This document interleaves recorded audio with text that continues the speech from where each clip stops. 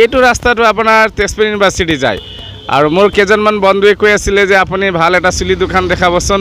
তো এইখন মই দেখাবলৈ চেষ্টা কৰিম, বলক ভিতৰলৈ যাবে। চুলি দোকান এইখিনিতে আছে আৰু এই ওচৰতে চাইকেলৰ দোকানো আছে। আপোনাৰ যদি চাইকেলৰ কেতিয়াবা বেয়া হৈ যায় তেতিয়াহ'লে আপুনি এই চাইকেলৰ দোকানতো আহিব পাৰে। মই দেখাই দিছোঁ। এতিয়া আপোনাক মই চেলুনত দেখাম ধুনীয়াকৈ কি কি পৰিৱেশ আছে, কেনেকুৱা।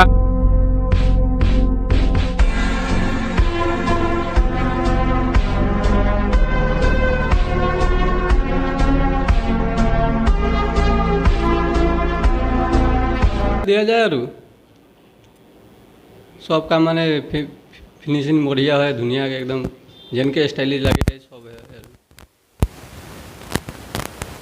তেজপুৰ ইউনিভাৰ্চিটিৰ ওচৰত এখন ধুনীয়া চেলুন মোৰ লগৰ কেইজনমান দেখাবলৈ কৈ আছিলে। ইয়াত আহিছোঁ, একদম ইয়াৰ কণ্ডিশ্যন পূৰা চাব পাৰে, ধুনীয়া পৰিৱেশ আৰু ইয়াত আপোনাৰ চুলি কটা দামো বেছি নহয় আৰু বহিও ভাল লাগে। বহুত ষ্টাইলিছ পূৰা চেয়াৰবিলাক হওক বা ইয়াৰ কণ্ডিশ্যনো আছে, গোটেইখিনি ধুনীয়া আছে, কোনো প্ৰব্লেম নাই। ইয়াত আহিব আপোনালোকে। আৰু মোৰ লগৰ কেইজনমানে কৈছিলে যে তেজপুৰ ইউনিভাৰ্চিটিৰ ওচৰত চেলুন এখন দেখাবলৈ, মই দেখালোঁ চাই থাকোঁ।